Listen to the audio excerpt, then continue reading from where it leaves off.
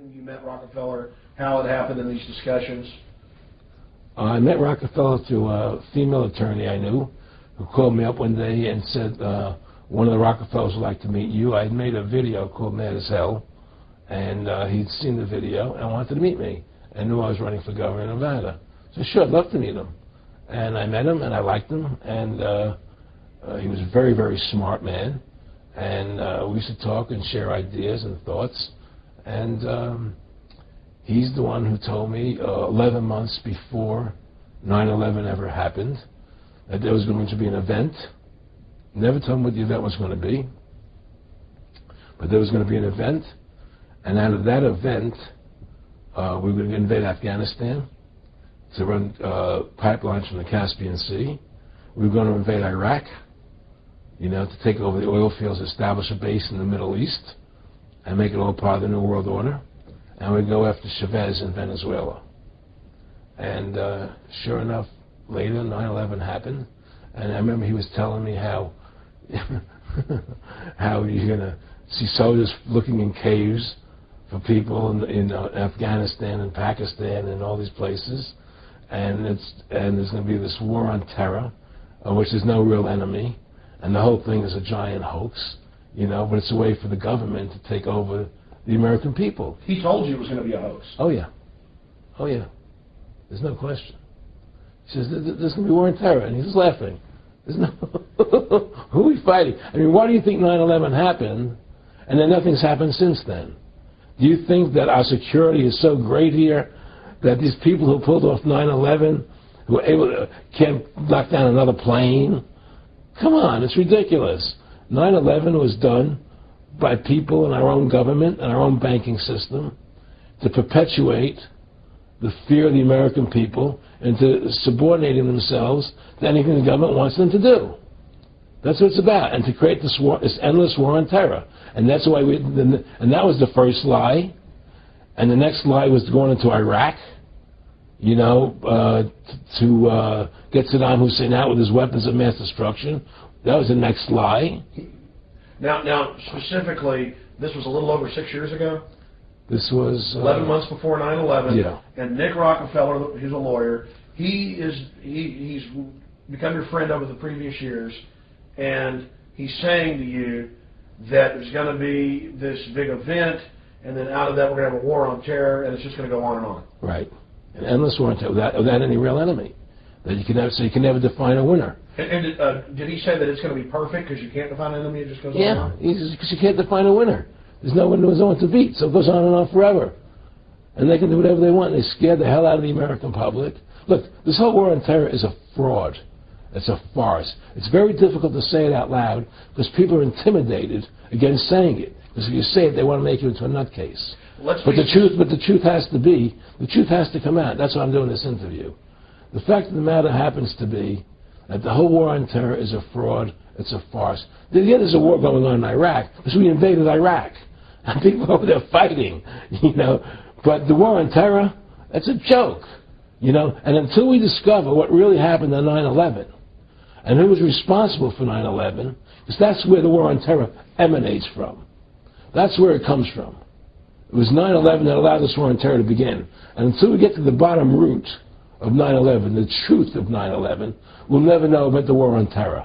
Aaron, you said that he was, and I think it's important, and I know this about the Rockefellers from Dr. Dennis Cuddy and many others, who literally, you'll be 20 years old in a lunch line at college, and there's David Rockefeller. And I mean, they're experts at recruiting and getting what they call players, and that clearly he was, I mean, I want to make it specific and just get you to reiterate what you said last night about you got 30% of the vote, you were having an effect, you made Mad as Hell, they knew that you'd started the Constitution Party, they knew that you were somebody who was taking action and getting things done, you'd already made some big films, had a lot of other successes, so they were trying to recruit you, and didn't it come down to the point of, hey, we are here to recruit you, and don't worry, your chip's going to say, don't mess with us, you know, this guy's don't touch. Yeah, yes, that did happen. I was definitely being recruited. But it's more subtle than that. Well, in your words, just go through the process, and then what he said. Well, what it is remember, we were friends, and we used to go to my house a lot. We'd have dinner, we'd talk, And he'd tell me about business investments that you get involved in, you know, or they would help me with this business investment or that business investment. And was I interested in joining the Council on Foreign Relations? You know, I would have to get a letter to join them, but was I interested in that? And, you know, just stuff, you know, leading you on. And I used to say to him that I never really did that because that wasn't where I was coming from. You know, as much as I like you, Nick, you know, your ways and my ways, we're on the opposite side of the fence. You know, I don't believe in enslaving people, you know, and he would come back with, oh, I do? Or? Well, it would be more like, you know... It's better for them. Well, it's more like, you know, how do I put it? It was like, what do you care about them? What do you care about those people? What difference does it make to you? Take care of your own life. Do the best you can for you and your family. What do the rest of the people mean to you? They don't mean anything to you. They're just serfs. They're just people. You know, it was just a lack of caring, you know, and that's just not who I was. It was just sort of like cold, you know. It was just like cold, you know. And I used to say to him, what's the point of all this? You have all the money in the world you need. You have all the power you need. What's the point? You know, what's the end goal? And he said the end goal is to get everybody chipped, to control the whole society, to have the bankers, the elite people, you know, the bankers and some governor controlling the world. And I said, all the people in the Council on Foreign Relations believe this way you do? He said, no. You know, most of them believe they're doing the right thing. A lot of them believe it's better off being socialistic. You know, we have to convince people that that socialism is really capitalism. Because America is becoming a socialist country. It's a communist country today. Well, one of the things they told me was that he was at the house one night, and he would talk, and he started laughing. He said, Aaron, what do you think women's liberation was about? And I said, I had pretty conventional thinking about it at that point. I said, I think it's about women having the right to work, getting equal pay with men, just like they won the right to vote, you know? And he started to laugh. He said, you're an idiot. And I said, why am I an idiot? He said, let me tell you what that was about. We, the Rockefellers, funded that. We funded Women's Lib, you know? And we're the ones who got all over the newspapers and television, the Rockefeller Foundation. He says, and you want to know why? He said, there were two primary reasons. And they were, one reason was we couldn't tax half the population before Women's Lib. And the second reason was, now we get the kids in school at an early age. We can indoctrinate the kids how to think. It breaks up their family. The kids start looking at the state as the family, as the school, as the officials, as their family, not as the parents teaching them.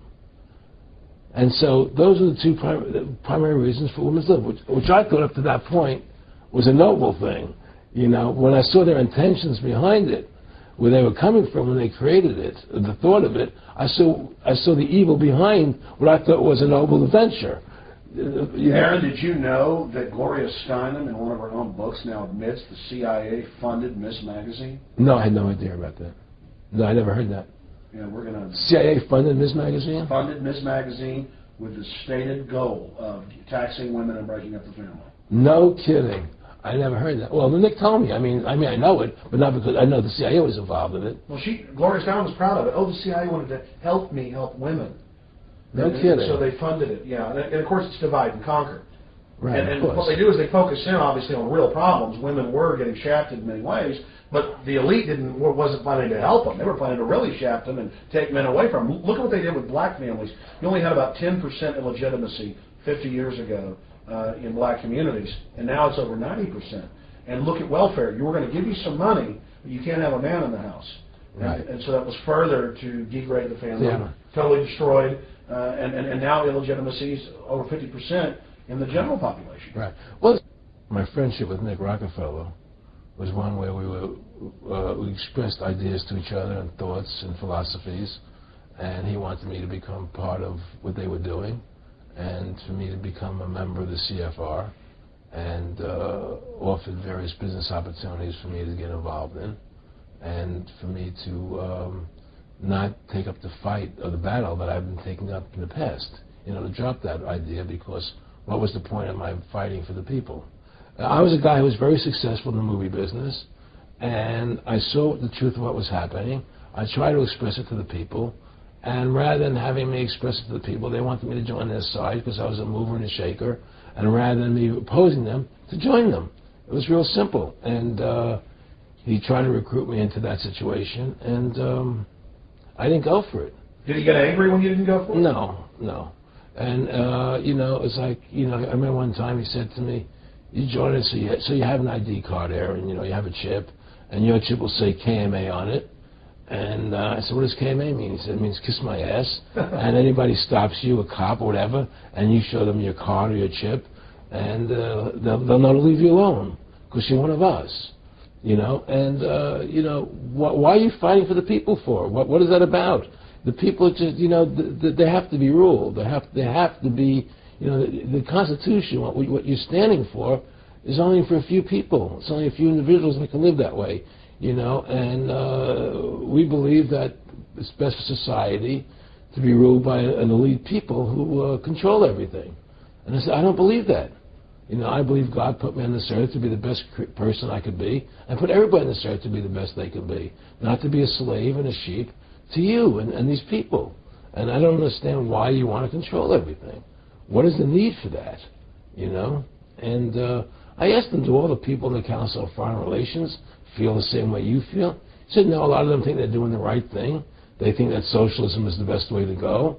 They think that, that they're doing the right thing. But the people at the top, they all know the truth of what's happening.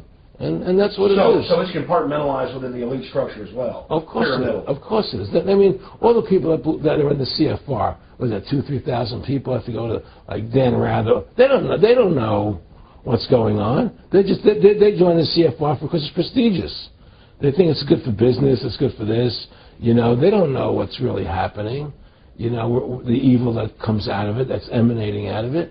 And to me, the biggest evil is what's happening right now, because what happened on 9/11 is a phony, and we've never learned the truth about 9/11. That's the question I wanted to follow up on. He tells you 11 months before there's going to be an event, all this is going to happen.